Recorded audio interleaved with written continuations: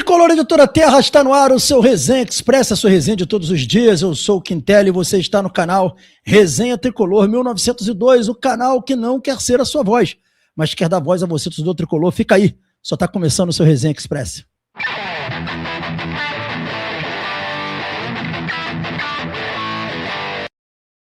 Resenha Express voltando, eu pergunto sempre isso a vocês, se vocês já se inscreveram no canal, ativaram o sininho das notificações, deixaram o like nesse vídeo. Se não, dá essa moral pra gente, para ajudar a gente a engajar, é muito importante isso. E também para ajudar a gente a distribuir esse conteúdo a mais tricolores.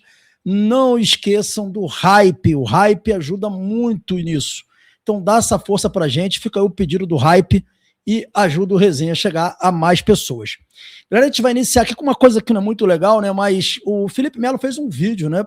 E eu não vou aqui entrar muito na questão do jogador, mas um volante do Vasco, Barros, né? Como vocês sabem, apareceu um vídeo dele que ele estava pisando lá no símbolo do Fluminense, meio que desrespeitando o símbolo do Fluminense.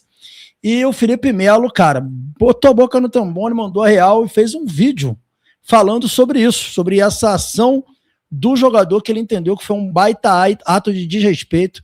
Vamos ver aqui o que falou o Felipe Melo. Vamos ouvir o Felipe Melo. Vamos ver um vídeo agora aqui do atleta do Vasco, Cauã Barros, pulando em cima do escudo do Fluminense, chutando o escudo do Fluminense. Eu, na minha carreira, eu errei muito. Muito. Muito. Mas eu nunca faltei respeito com a instituição. Nunca. Eu respondi torcedor. É brincadeira. Sabe, você pega aí, mas aqui a Vila Belmiro não é não sei o quê. Mas nunca faltei respeito com a instituição. Nunca faltei respeito com nenhuma instituição.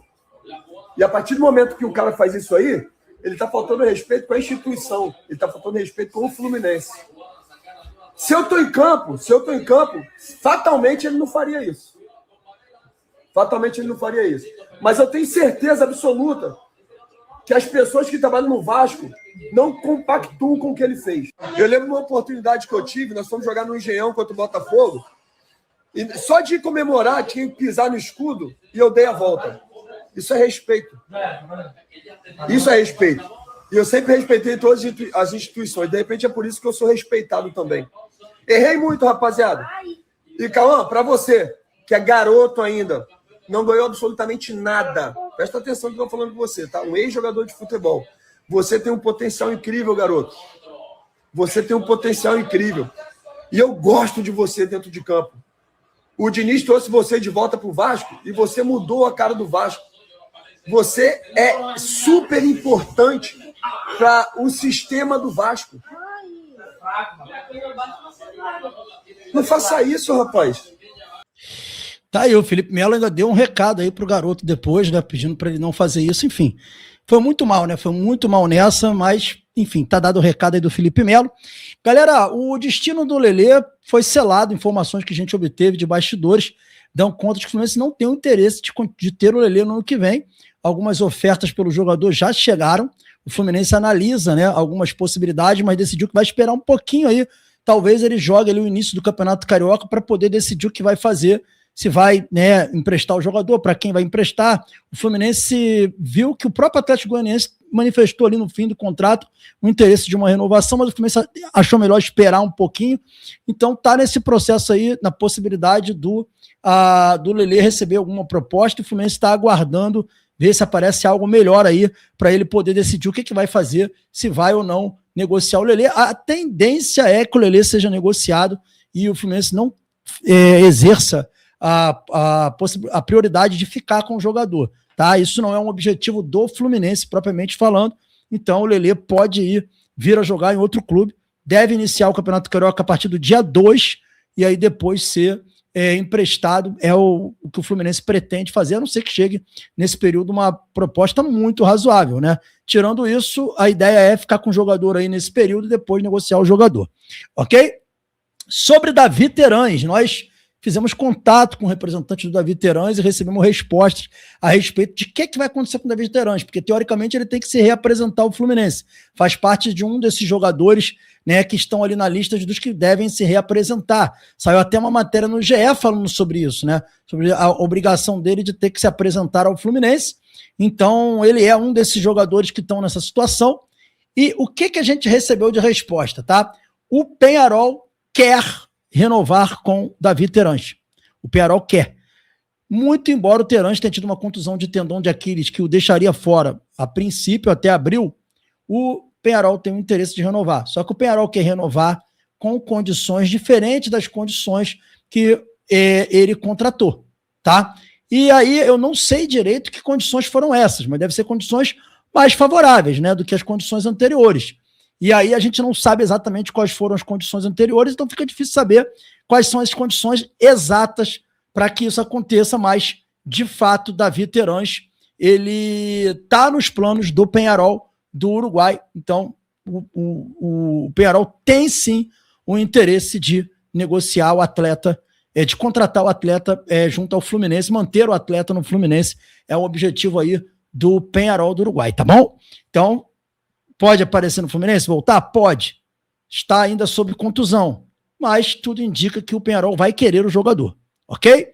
Dito isso, galera, a gente descobriu, né, quais são as posições que o técnico Luiz Beldia pediu para o Fluminense contratar.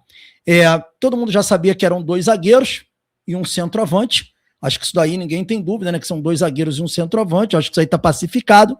Só que além dos 2 zagueiros e o centroavante, o técnico Luiz Beldia também pediu mais um ponta e um jogador de meio de campo, que eu não sei exatamente se é um volante ou um meia.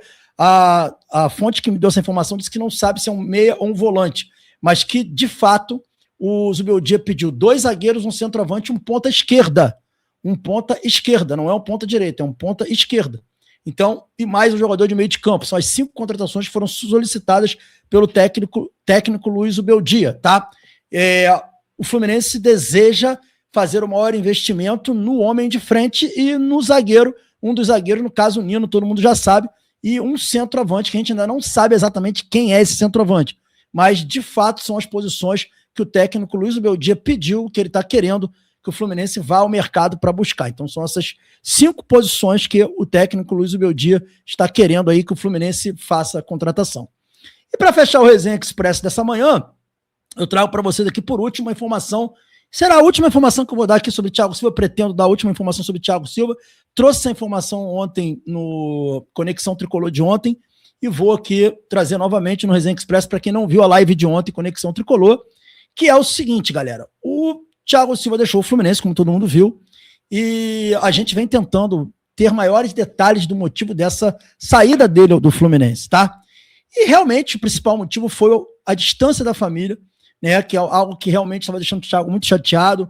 O Isago, filho dele, assinou um contrato profissional com o Chelsea, era algo que ele queria estar de perto para acompanhar e não estava conseguindo acompanhar. Então, esse fato da família é algo que vem perseguindo o técnico Luiz Beldia faz tempo. O técnico Beldia, o Thiago Silva faz tempo. Então, é um problema que já vem ali deixando o jogador chateado e o perseguindo de alguma forma. Só que, para além disso, essa fonte trouxe para mim que tem algumas questões internas e de bastidores que o deixou um tanto quanto chateado. Eu até tentei perguntar em que situações são essas. Ele, Quintela, provavelmente promessas não cumpridas, né, que envolvem o clube como um todo. Eu falei, tem alguma pendência financeira? Essa pessoa me disse que não tem pendência financeira, não existe pendência financeira, o Fluminense pagou tudo, inclusive as premiações estão todas em dia e que não há pendências financeiras. Falei, se não há pendência financeira, só pode ter alguma pendência de ordem, sei lá, do time, contratações, jogadores que ele prometeu melhorar o time para dar um time melhor para ele, não deu. Enfim, alguma coisa da política. Enfim, essa fonte não me detalhou que situações são essas, mas só deixou claro que não é uma situação financeira. Tá muito estranho. A gente viu que o Thiago saiu, não fez nenhum texto se despedindo da torcida do Fluminense. Foi uma coisa meio fria da parte do Thiago. A Belas, né, mulher dele, Belly, né, também deu algumas declarações dizendo que tinha muita coisa para falar, que não sei o quê, mas que não ia falar, que não sei o quê. Ficou fazendo aquele falo, não falo nos stories dela. Então, assim, tem muita coisa estranha nessa saída dele. A gente viu uma manifestação do Fluminense agora oficial e nada do Thiago, e nada da Belly, que normalmente fala. Enfim, com certeza tem alguma coisa que eu não posso precisar para vocês, mas que transcende só a questão de vontade, saudade da família ou algo do tipo. O tempo vai mostrar. Uma hora todos nós vamos saber o que aconteceu. Isso é um fato, tá? Mas eu queria trazer essa informação para vocês aqui.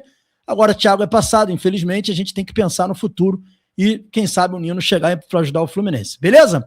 Esse foi o Resenha Express, primeira edição. Quem sabe vai ter mais uma hoje. Saudações tricolores, fiquem com Deus e até o nosso próximo vídeo. Valeu, galera.